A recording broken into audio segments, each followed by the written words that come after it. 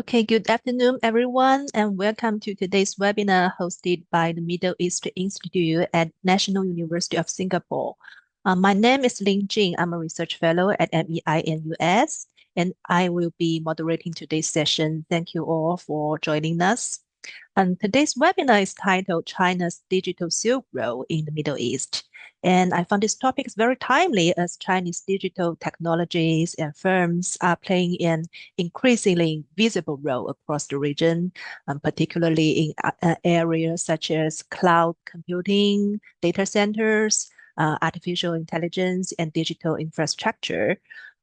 So it is my great pleasure to introduce our speaker today, Dr. Tihinan El-Kadi. Dr. El-Kadi is a political economy researcher whose work focuses on digital technologies, innovation policies, and the rise of China.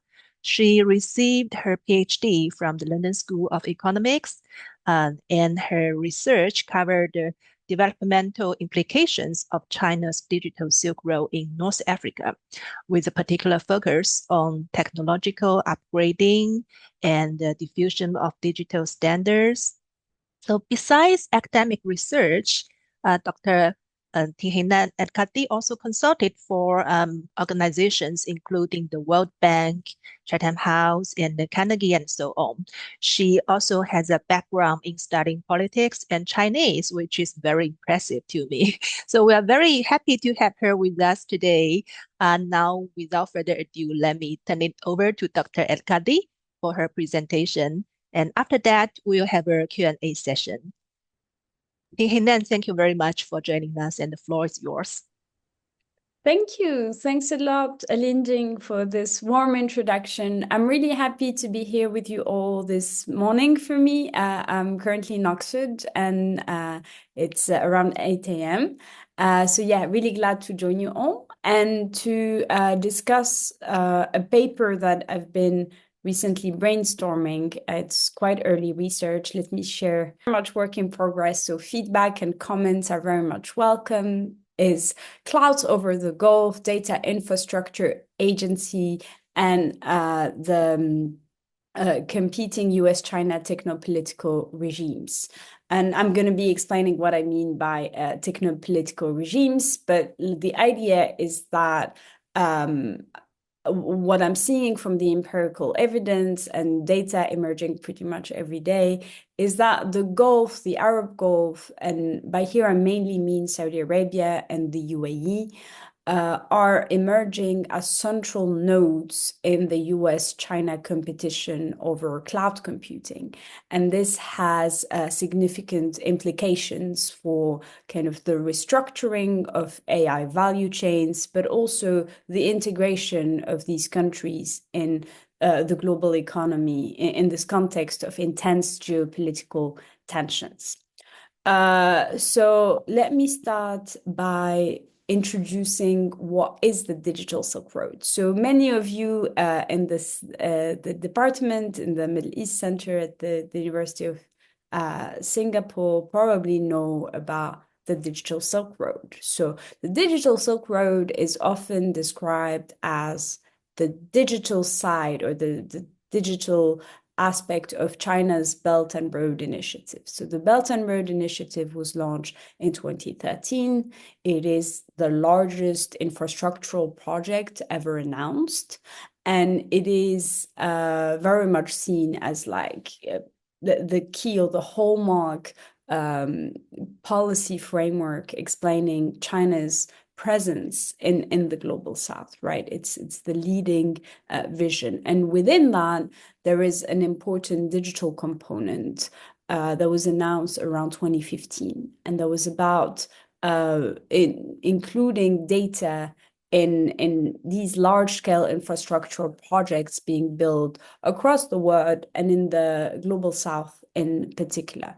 So the digital Silk Road, briefly speaking, contains six different components.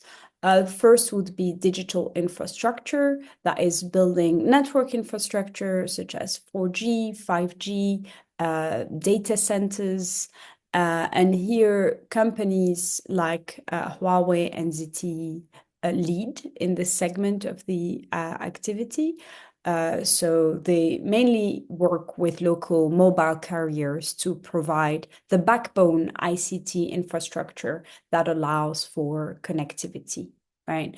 The second component would be e-commerce platforms.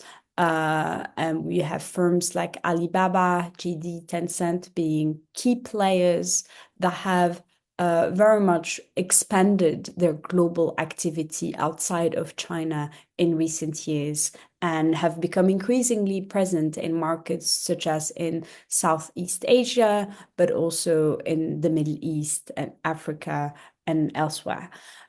Smart cities, surveillance companies that employ AI, such as Hikvision, have been important suppliers of the components that are needed to kind of activate the circuits of smart cities. Huawei is obviously also an important actor in this segment of activity as part of the digital Silk Road. We've seen increased Chinese presence elsewhere in space and satellite cooperation. So Beidou navigation satellite has been increasingly present across the global south. There's been the opening of Beidou navigation a center in Tunis, for instance, in North Africa, and increasing attempts to compete with the established GSM system that so many of us are used to. The other aspect would be digital finance and fintech. So Alipay, WeChat Pay are all now stepping outside of China.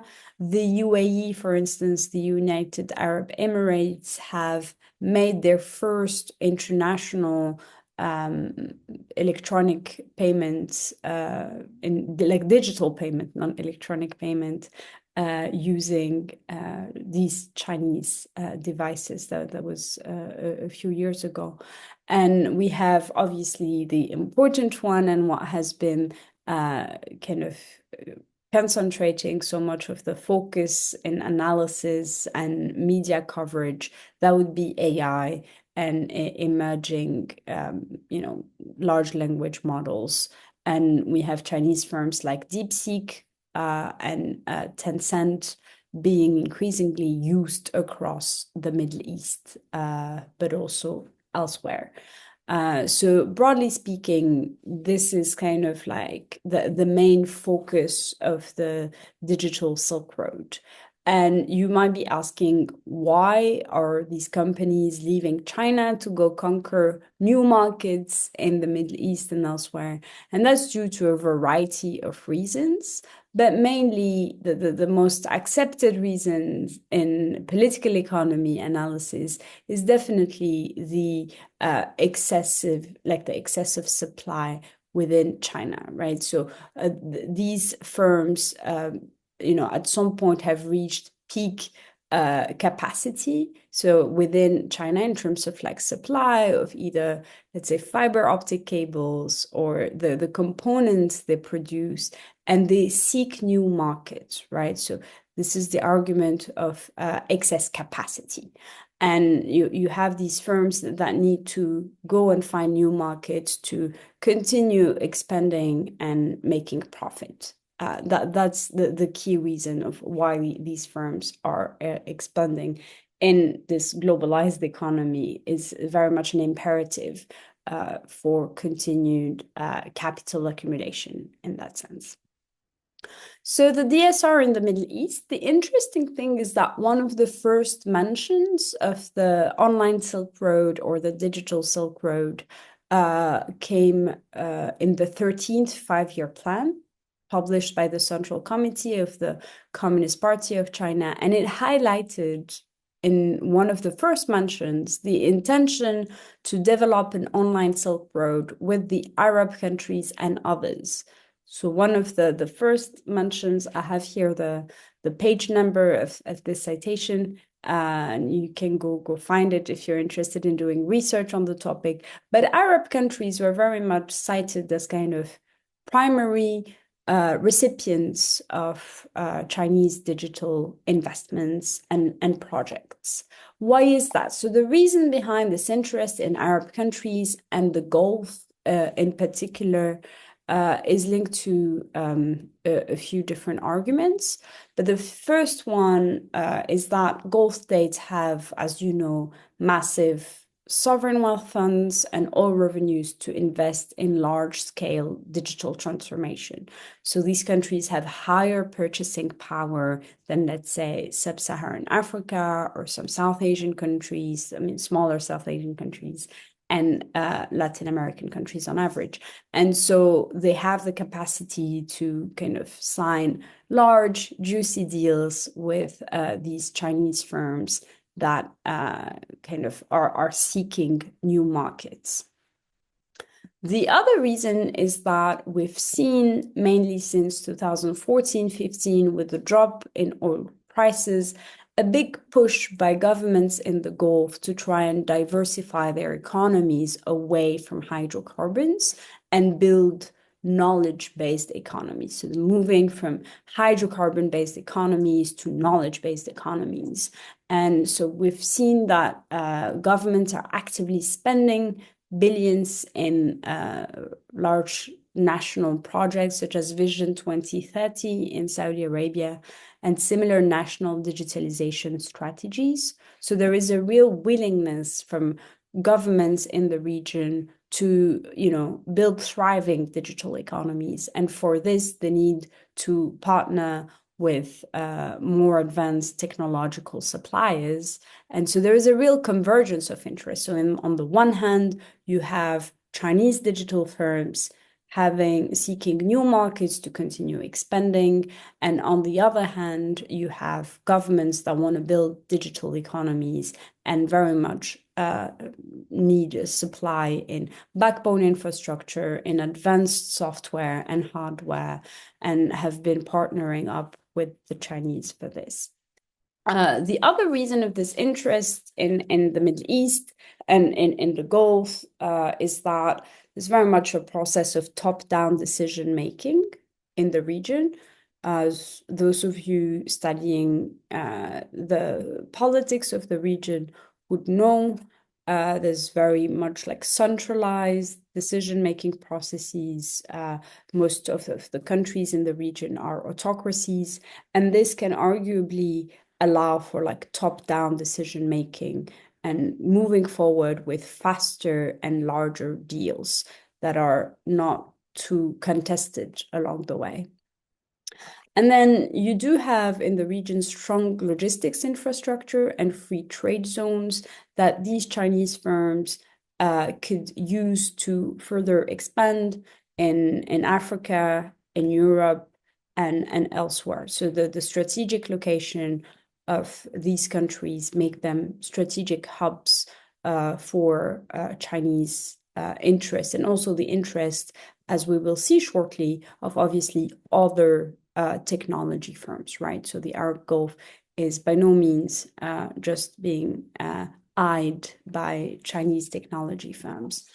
So it is a convenient hub for Chinese firms to serve multiple regions from one location, as I was saying. So in recent years, we've seen multiple large-scale deals being signed and announced.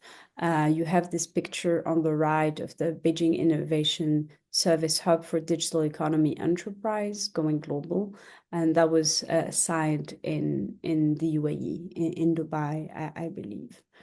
So some key digital Silk Road projects or Chinese tech projects in the Gulf.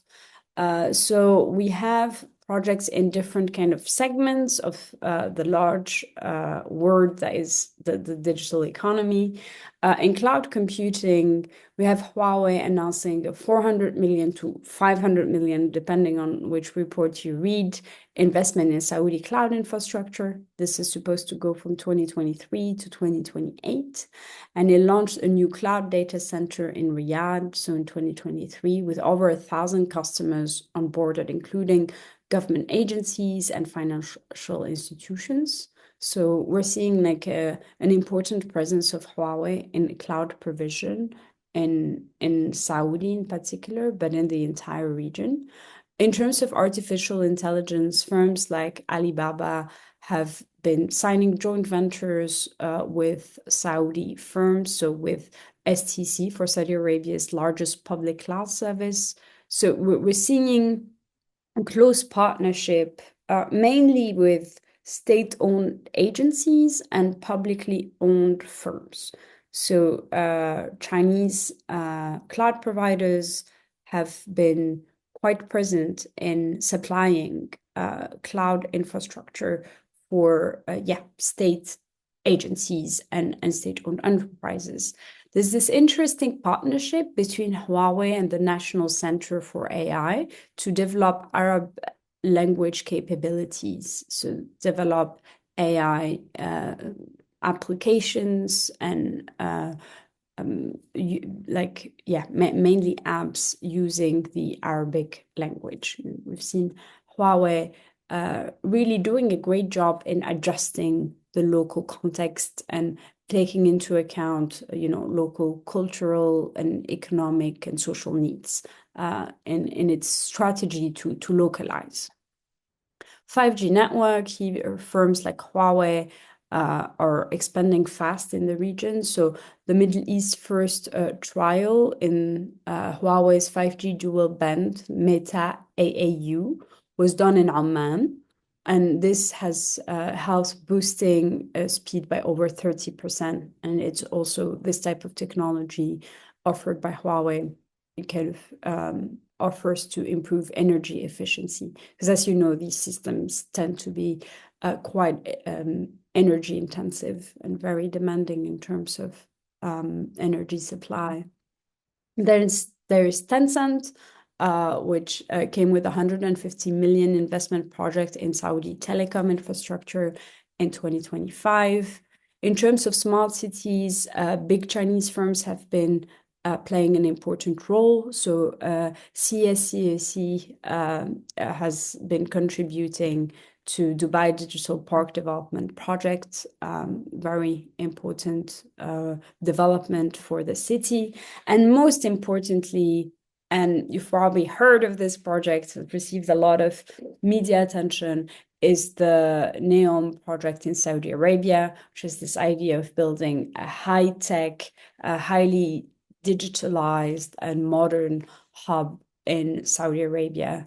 And Chinese firms are involved in this project.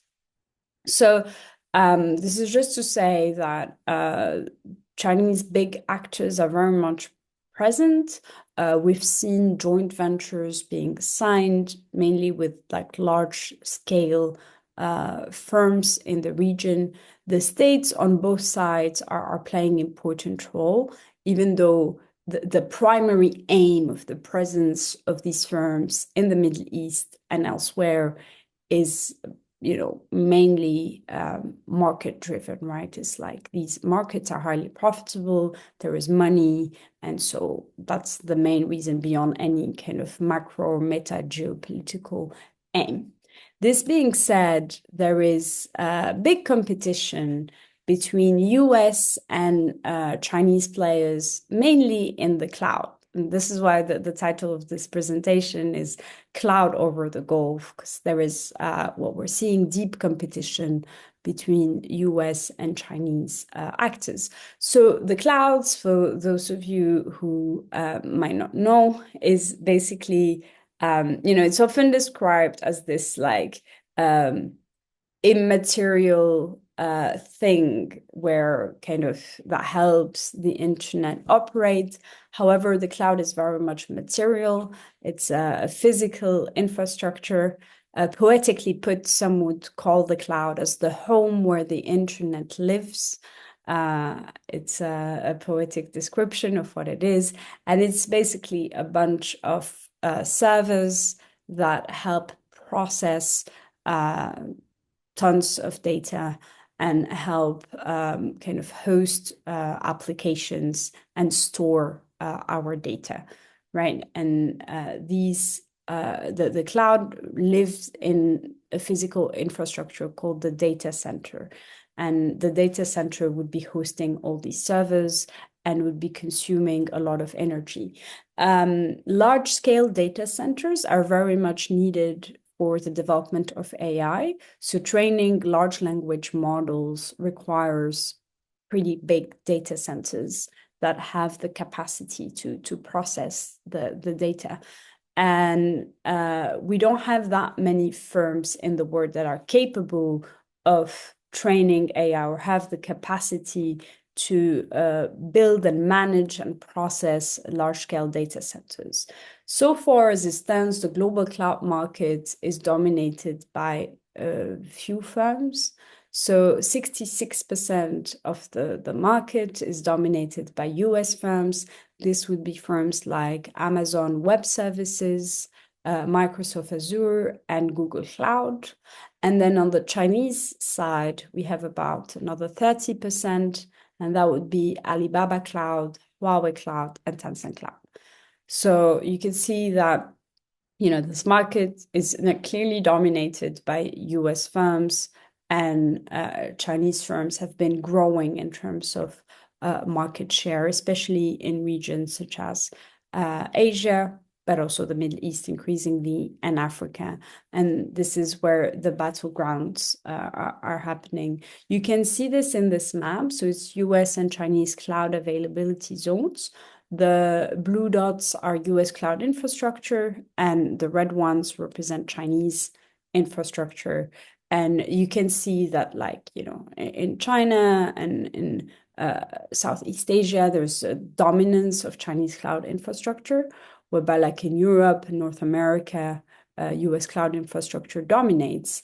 But what we're seeing in the Gulf, if you look here, there is kind of like an increasingly tight competition between the two actors. And it has been interesting to look at how countries in the region try to position themselves and choose their cloud providers. So yeah, this pretty much shows the same thing. It's like the proportion of US and Chinese availability zone by country. It's data from 2023, and these things evolve quite fast. But when you can see here, if you have a look at the UAE, there is a dominance of US actors, and just kind of a few or a small proportion of the availability zones occupied by Chinese cloud providers. But on the other hand, if we look at Saudi Arabia here on the right side, it is heavily dominated by Chinese actors. And one of the questions I ask myself is try to understand how countries that are similar on so many levels tend to make different decisions when it comes to choosing their cloud infrastructure and choosing kind of with which country to align, very much on AI, because that kind of cloud infrastructure then determines the type of AI systems are going to be ubiquitous and spread in a specific digital ecosystem. Okay, so what we're seeing is that there's an interesting game happening between Saudi Arabia and the UAE in terms of these choices, and that there is divergence happening that is worth explaining from kind of a political economy perspective. So what we've been seeing in the literature is that a lot of emerging studies have been explaining what's happening through the lens of the so-called digital Cold War. And there's a good deal of excitement about this from like a geopolitical lens, some interesting readings on this.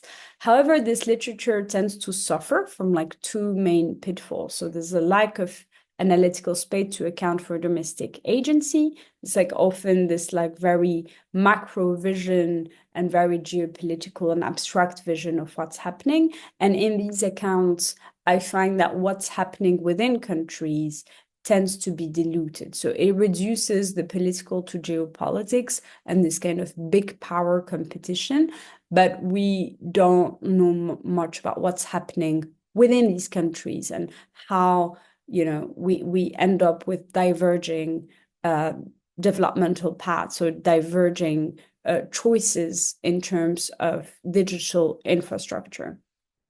And so what I tried to do in this very early stage research is to bring in a techno-political lens. And this conceptual framework very much builds on the infrastructural lens commonly used in fields like science and technology. And it helps focus on the infrastructure and on the kind of socio-technical linkages happening on the ground and kind of zooming more on like the micro politics that might lead governments to choose different techno-political regimes or technological alliances. So I argue that by zooming on kind of these traceable socio-technical linkages, this conceptual lens can enable us to go beyond either depoliticized or sometimes over-politicized accounts on, what determines the choice of some countries. And it tries to bring more space for the agency of these countries and kind of how these countries are making their own decisions with agency. There's too many accounts that kind of portray, especially in relevance with African countries and also Middle Eastern countries, that kind of conceal the agency of these governments and nations in making these choices. And here it's important to first go back then to the mere fact that China's digital presence in Saudi Arabia and the UAE is very much driven and pushed by local government. So it's a demand-driven process, right? It's not Chinese firms just going into these countries, but there is strong demand by both the UAE and Saudi Arabia for Chinese digital capital. So, both countries have had long-term dependence on hydrocarbons, as I was mentioning earlier. They're resource-rich Arab monarchies, and they both launched ambitious diversification strategies, mainly after the 2014 drop in oil prices. We see that both are trying to build thriving digital economies and have set goals to become regional digital powers by the end of this decade. So Vision 2030 in Saudi Arabia. And then for the UAE, we've seen a whole set of policies for digital development, including like the country's famous digital government strategy of 2025. And in both these, developing AI and cloud computing capabilities have emerged as like central points. So there's significant demand in data centers and cloud computing capabilities. Both countries have asked for more data localization and adopted restrictions on data flows. So, as you know, a lot of governments across the world and across the global south have increasingly pushed for policies to localize data domestically.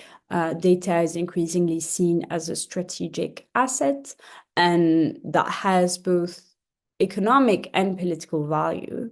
And so we've seen a push to, instead of storing strategic data in servers or data centers abroad, now countries are trying to localize this data domestically. And this obviously requires building the infrastructure that would then be able to store the data, and that is data centers. So we've seen data centers being built by both Chinese and US firms, mainly across the region.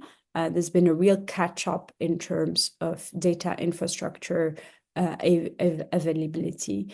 And then in terms of AI capabilities, building large data centers, these is what we call multiscalers, hyperscalers, I should say, is essential for LLMs, for training LLMs and being able to develop AI capabilities. And so both countries have tried to push to localize some of these hyperscalers, that is large scale data centers, and have more cloud computing capabilities domestically.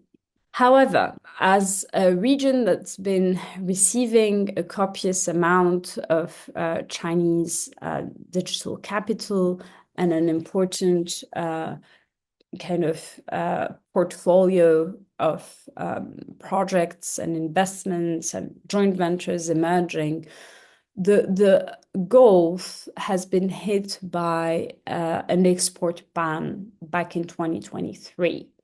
And so that was under the Biden administration. And it banned both countries to access what was at the time NVIDIA's most advanced chips, the NVIDIA A100 and NVIDIA H100 chips.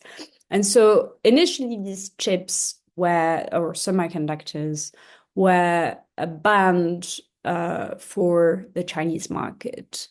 But then there was the realization that China was still accessing these chips through third markets, whether in Southeast Asia or through the Middle East mainly.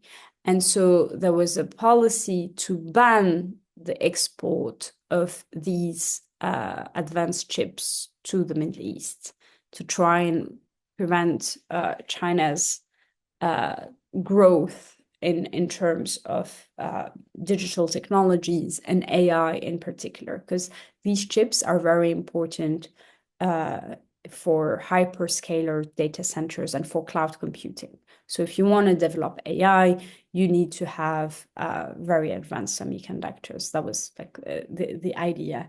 And so what was interesting here is that after 2023 and the introduction of this export ban, we've seen diverging paths being taken between Saudi Arabia and the UAE. So the UAE had some of its leading AI firms, and mainly here I'm thinking about G42, which is kind of the UAE's leading AI firm, that have announced very quickly after this that they were kind of cutting their partnerships with Chinese firms, and they were going to phase out the use of Chinese hardware from their operations. So they really kind of announced that if they were to pick between being integrated in the Chinese AI value chain or in a US AI value chain, they would prefer to align with the US, and they basically just renounced on their previous plans of diversifying their technological partnerships.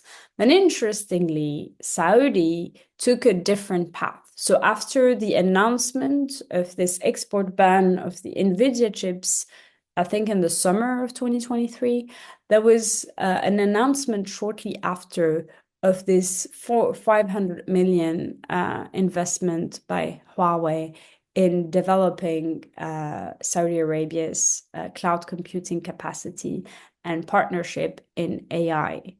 There was also shortly an announcement that Saudi Arabia would start producing its own chips to gain more independence from the US. And so you could see this kind of different paths being taken, with Saudi Arabia just moving forward and consolidating its technological partnership with China, whereby the UAE, on the other hand, decided to just phase out the use of Chinese hardware and come closer to the US. And so there are a range of domestic factors that can explain this divergence. So Saudi Arabia has, for kind of like in recent years, increasingly tried to diversify its alliances and partnerships, mainly for political survival. Those like intense conflictual relationships between the US and Saudi in recent years, especially after some high-level scandals that took place. I'm thinking here about journalist assassinations mainly. You had Ben Salman's 2030 vision that very purposefully aimed to diversify diplomatic ties. Saudi Arabia has also turned towards a more evident state capitalist approach, and techno-nationalism as an ideology has become more ubiquitous among ruling elites. So there is a real strong and assumed turn towards state capitalism in that sense. And then there's also oil leverage. Saudi Arabia is a huge oil producer, and there's lots of tensions over OPEC production, especially after Russia's invasion of Ukraine. And you could see there that, Saudi wanted to gain more autonomy from the US and kind of be a more astute and strategic hedger. On the other hand, the UAE will not jeopardize its ties with Washington. Its political survival kind of is contingent to US support. And you could tell that the UAE has kind of relied heavily on the US for securing its own security, strong alignment in that sense. And so, in a way, kind of ideologically, also this closer ties to, the neoliberal paradigm within elite circles, whereby on the other hand, in Saudi Arabia, we've seen more emphasis on like state capitalism and kind of the state being a leading actor of development. The UAE is also a much smaller oil producer, and so in that sense, it has much less leverage than than Saudi Arabia, sorry. And so both countries reacted quite differently to the decision of the US administration in 2023 to ban the export of advanced semiconductors to the region. And I think that this has been kind of leading to different models of AI development in both countries. And we see that Saudi Arabia, as of today, counts much more Chinese hyperscalers such as Alibaba Cloud, Tencent Cloud, and others compared to the UAE. And this moving forward can have important consequences in terms of like AI development in both countries. But it's important to see how and analyze how hedging happens within different political economies according to different contexts, and how this ultimately ends up shaping digital economies. So to conclude, and these are like preliminary conclusions, so the digital Cold War might take different shapes in different countries with a mix of infrastructure, hardware, software, and standards that will ultimately mirror pre-existing ecosystems, political interests, and development visions. So it's not kind of this imposed top-down models on countries, but different countries like end up with a mix of infrastructure and technologies that represent their own political, social, and economic preferences. The emerging technological landscape allows host countries to leverage competition between global powers, crafting strategies that align with their own national interests. So, in many ways, the emergence of China as a technological superpower is interesting for developing countries because it allows them to have more options and to boost their bargaining power. So being able to bargain when you're a middle power is very important. So let's say if the US would not provide some advanced chips or technologies, there is the option of trying to circumvent that by collaborating with other actors. And interestingly, and that is what the rise of DeepSeek tells us, China was able to develop extremely sophisticated models of generative AI without the use of these chips. And the launch of DeepSeek early last year came as a watershed moment for many, right? Because people were not expecting to see that Chinese AI firms had such advanced capabilities without access to some of these firms. But what DeepSeek showed is that it was possible to have and to train LLMs with much less capacity in a much more computationally efficient way, I would say. And so this means a lot for countries that may not have access to these chips for financial reasons or geopolitical reasons. So ultimately, the double goal, however, of achieving digital sovereignty and economic development will remain elusive for third countries without the development of technological capabilities, of domestic technological capabilities. Because as I was saying, like there was this drive in the Gulf to try and localize more of their strategic data. But when we look at the data centers being built there, it's often kind of data centers that are territorially localized. They're built, let's say, within Saudi Arabia. But then a lot of the processing of this data remains within the hands of foreign actors, whether we're talking about Microsoft Azure or we're talking about Tencent Cloud. We're just seeing a superficial form of data localization, but there is no genuine control over the digital infrastructure by local parties. Like a lot of the processing, the software being deployed, and so on remains within foreign hands. Okay, I'm going to stop here. Thank you for listening, and I'm really keen to take questions from the audience. Well, thank you very much, Hinan. And well, it was a very insightful and informative presentation. I've been taking notes all the time for the whole session. I've been taking notes with a lot of information you provided. Thank you so much. And great, and we still have some time for questions from the audience, and the floor is open. And please feel free to post your questions in the Q&A box. While we are waiting for the audience to type in the questions, I begin with a few of mine to start the discussion. I already had some thoughts in mind, and then we can discuss later about the questions. And you've talked about many drivers behind China's push to expand the digital Silk Road in the Middle East. You mentioned there were like oversupply problems in the domestic Chinese economy and extra capacity. So China is seeking new market. And there's another reason is the alignment with Gulf countries' national plans, their ambitious visions, right? And there's also some factors involved superpower competition.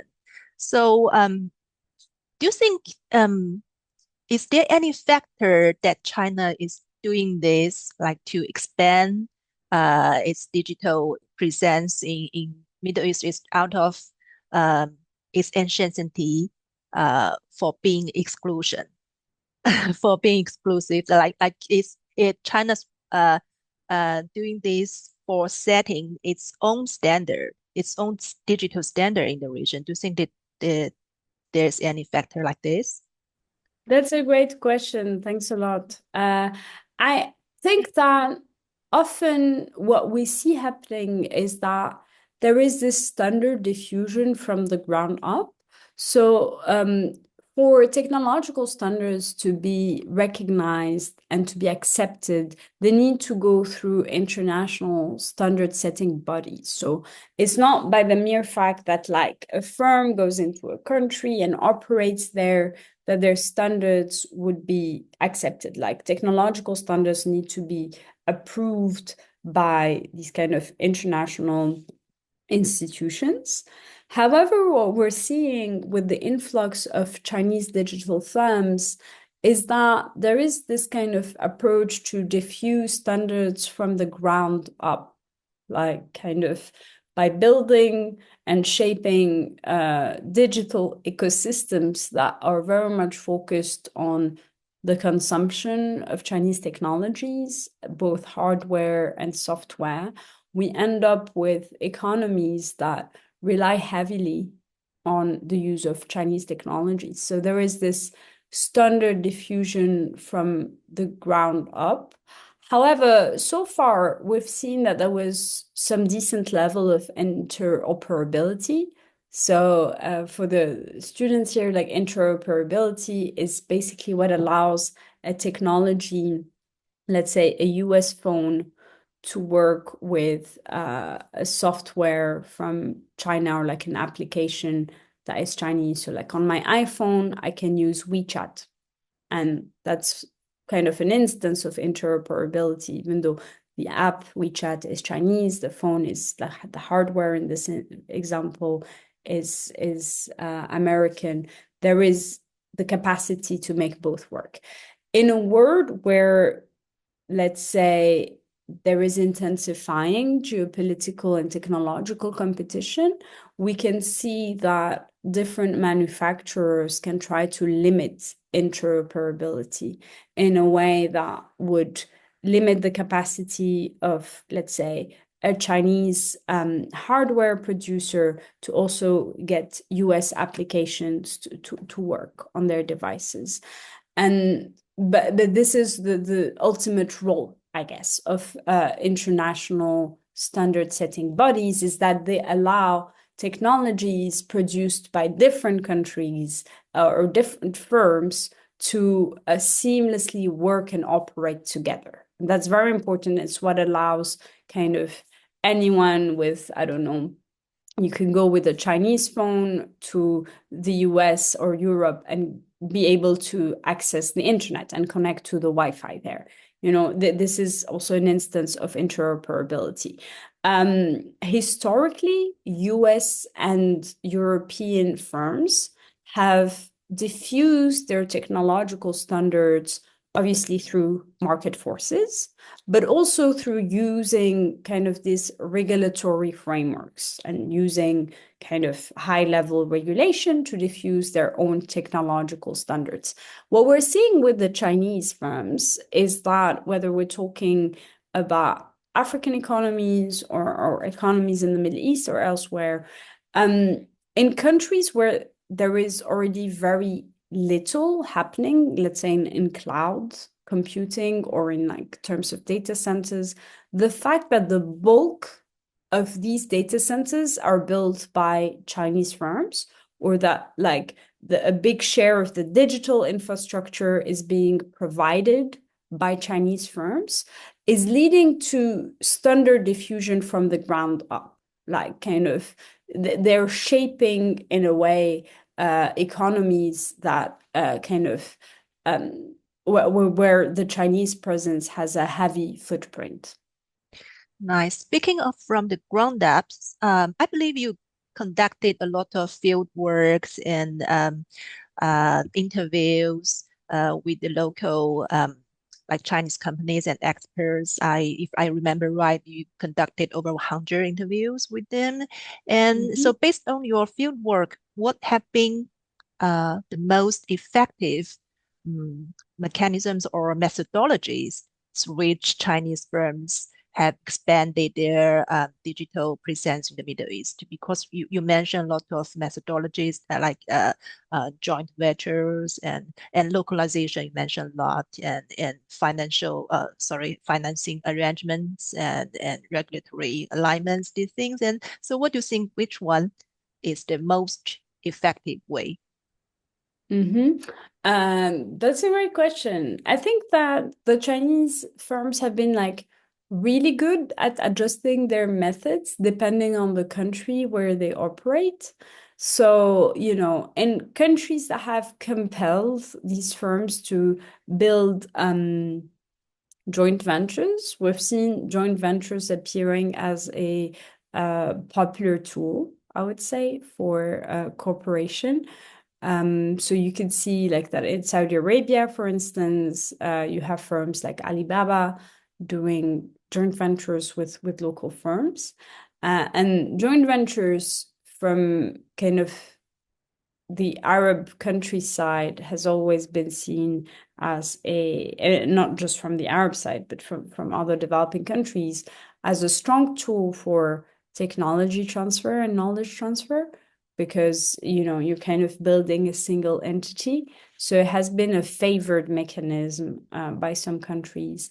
But in most cases, when we come to talk about large scale telecom infrastructure, um, the main model is really kind of a model of classic infrastructural provision from the side of these governments. So let's say, I've done quite a bit of work in Egypt, for instance. So the Egyptian government wanting to upgrade from 4G to 5G, and then the firms, the mobile carriers, let's say Orange or Telecom Egypt, would just issue a public tender to get different firms that build this kind of backbone infrastructure to help, let's say, Telecom Egypt upgrade from 4G to 5G. And here we find that Chinese firms tend to be the most competitive. And that's because they have a significant cost advantage. They tend to be 20 to 30% cheaper than European firms or US firms that operate in the same sector. And like the big advantage of these firms and what allowed really their success in the Middle East, but also in other developing countries, is definitely the fact that they can not only be cheaper, but provide high quality, cutting edge infrastructure at a much more reduced cost. The other reason and kind of strategy or mechanism that allowed Chinese firms to thrive in the Middle East is the fact that they often come with their own financing, with their own loans. And this is not maybe that important in Gulf countries because they're capital rich and they have rich reserves and sovereign wealth funds that are well endowed. But in poorer Middle Eastern countries, if we talk about Egypt, which is endowed in debt, or if we talk about countries like Morocco or Lebanon or Syria, we've seen that Chinese firms have a big advantage in the sense that they not only offer to build what is expensive infrastructure, but they also come with loans. And here, actors like the China Development Bank, the China Exim Bank have been key suppliers of funding to countries across the Middle East and North Africa. All right, thank you so much. And we've seen a question from the Q&A box. Um, and this audience is asking, do you foresee emerging new entrants in the digital Silk Road besides the US and China? Is there going to be any new player? That's a good question. Well, the digital Silk Road is usually a term reserved for like Chinese firms and like the globalization of Chinese corporations. So in that sense, like no, in the sense that the digital Silk Road is mainly shaped by Chinese firms. But in terms of kind of other technology corporations being part of kind of shaping different ecosystems, I think that yes, we've seen a bunch of Japanese, South Korean corporations being present. If we talk about the telecom sector, Europe has some competitive firms such as Ericsson and Nokia, which are big in kind of providing network infrastructure but also increasingly in the provision of institutional data centers and enterprise data centers. We see also actors from India trying to expand their market share in the Middle East. So, yeah, there are a variety of actors. But when we're talking about large scale hyperscalers, when we're talking about cloud computing, as I've shown in my presentation, the market is heavily dominated by US and Chinese firms. So the US is about 70%, and Chinese firms represent about another 30%. So there are very few other actors really in this segment besides China and the US. But you see other firms and other actors when it comes to startups, when it comes to smaller projects, then, European firms are present. As I said, Japanese, South Korean, Indian firms are also present in the Middle East. Very impressive. So since we're talking about the future, I put back topic to China. So looking ahead, how do you see China's digital Silk Road developing in the Middle East over the, say, next 5, 10 years? And what do you see as their turning points or key inflection points in the Mhm. future? Mm, That's a great question. I think that it's likely to continue being an important player in the Middle East. I mean, China's domestic digital economy is thriving. Lots of experts were not expecting China's AI capabilities to be so developed, but they are. There are like startups and firms emerging from China that are doing impressive work.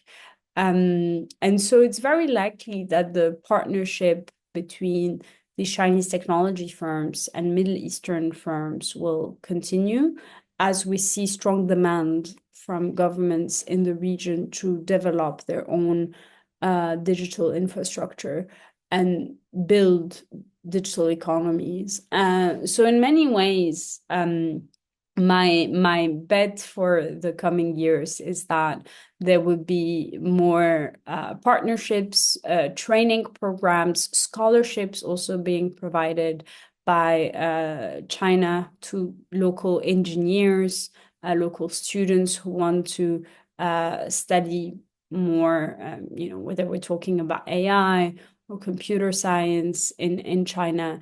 And we're seeing like kind of stronger links being built between China and the region. But it would be interesting to see how Middle Eastern countries will navigate tensions between, the US and China, and how they will position themselves and hedge, as we like to say, in this increasingly kind of intense geopolitical scene.